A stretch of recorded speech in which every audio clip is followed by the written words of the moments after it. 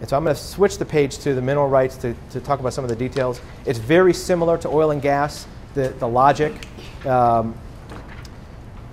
Just like the commercial search and the environmental liens, it's good word of mouth business. If you're in an area where there's a lot of mineral rights searching and a lot of subsurface rights to begin with, you're not going to find a lot of this in Florida.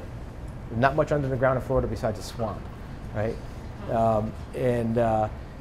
In states where there's a lot of this, you can get good word of mouth because people who are good at this are valuable business resources for those who need them. And word travels fast in those industries that need them, and even among landowners. A lot of landowners want to check and see just to make sure that they have or don't have the mineral rights, and if they don't, maybe how to get them back. You'll see a lot of searches online about that. Also discover, does the client need the mineral rights chain, or the subsurface rights chain, the surface rights, or both? Some clients might need both, and you want to clarify that up front. Do they need both?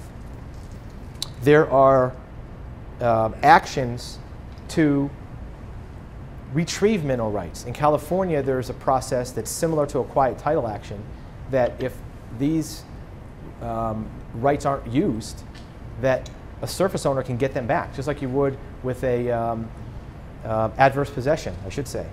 You know, if they're not using them, you can take an action in California. If the other side or the current owner of the mineral rights doesn't take action, you can actually get them back. It's used more common now because a lot of these companies that bought the rights back in 20s or 30s aren't using them and aren't even around anymore to challenge these actions. So that may be an area where if property owners are looking to do this, first thing they're going to need to do is find out who owns the rights. They're going to need to do a search. So that's where abstractors come in. Something else that can be helpful when you're doing a search for either mineral or subsurface rights is when you find that deed in the book, that document, look at the documents on either side. If this is page number 128, look at 129 and 127. Were there a whole bunch of documents filed by that same gas company, mineral company, coal company, buying all these rights up? How can that help? Well, it may help to see that this property was split at one time, or may help to see that it was an assemblage. It may help show what company bought them all at once to kind of show, yeah, this is really, you're following the right chain rather than somebody just splitting off that they didn't have. Knowing what happened on either side is valuable. And I have to tell you, that's something we look at a lot. You saw in the notes, I also own in Florida a private detective agency. When we do a lot of investigations for people that are looking at property fraud and real estate fraud, we look at somebody's deed, we look at the one before and the one after. Because if there was some kind of fraud with the closing agent, the mortgage broker, or even the owner, a lot of times they did a whole bunch of stuff and brought them all down at the same time. And it's amazing what kind of things you see on one side of each other. You know, if it was Joe Smith as a seller and Bob Jones as the buyer, the next one's a mortgage, and the next one's a release and everything else, if you look at all of them, hey, it was the same witness for all these signatures for all these different properties. Wonder what that's about. So just even if it's just curiosity, anytime you're looking at a document, just flip to the one before and after. If you're in books, obviously if you're electronic, then it's harder to do. But if you're in books, you'd be surprised at what you might find in some of those adjacent documents. Something else that happens quite a bit with mineral and oil and gas rights, at the time that those rights are severed, there is many times a clause to use the water on the property, that the water rights are also granted or at least eased, or an easement to the mineral company to use surface water or to even use groundwater. Presumably, the gas company needs the water to run their well, or the coal company needs it to do whatever. So that's something to take a look at too. Normally it's going to be on the same granting document, but it may not be. You want to know, because that property owner is going to want to know, do I have rights to my water? In some states they don't have it anyways. You know, the state owns all your water. But you want to look at if the water rights are granted, or if use of the water is granted, and how that happens. What is the terms of that? Even if you're doing a full search for a policy, title insurance policy for underwriting, do some title insurance companies presume that you're searching subsurface rights? Sometimes they do. Sometimes there's policies that are written that even the underwriter presumes that they're covering subsurface rights. I'm sure we've all seen that. Even though there might be an exclusion on the policy or it might be ambiguous on the policy, knowing what's there, especially water rights this day and age, that's something that knowing if that goes with the property or not, it could be valuable information for a buyer, a seller, a lender, anybody. So keep an eye on these things, even when you're doing regular, full searches, current owner searches, residential searches, noticing the other types of documents that are there, whether they're mineral, gas leases, and just seeing what they're all about. If nothing else, it's interesting. You can see what the terms are and how they work. Any questions on the subsurface ownership, split off rights type stuff?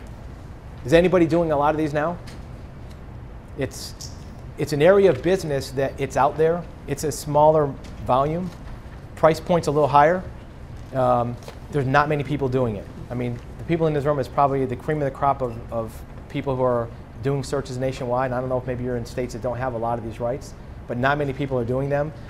Obviously, we know that the energy companies have landmen that do this, and there's dedicated people to do it. But that doesn't mean they're the only ones that can do this.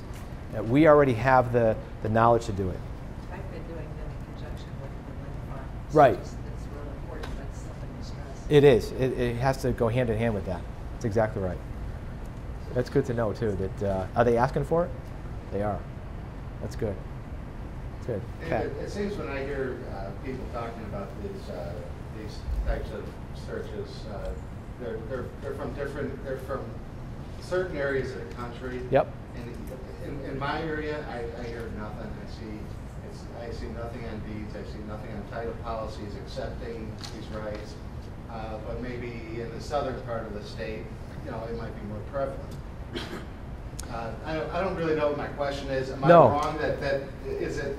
No, that's a good point. These rights exist, or that's right, and I'm glad you brought it up because I actually had it in the notes, but I didn't specify it, directly. It's very regional. It's very, local, even more than regional. Even it would, like you said, within a state, could be one part of the state yes, another part no. Yeah, even a state like Pennsylvania or West Virginia that has a lot of coal. Coal could be, everywhere here. You go over here, nothing. And it's important to know that because if it doesn't exist where you are, you may want to take one or two, approaches. It's not worth thinking about. But if it's not that far away, maybe you kind of get interested in it. Or if you have clients who operate in different areas that do have it. If nothing else, if you know that they're looking for it, if you have a colleague that's in an area where they can do it, maybe you can refer back and forth.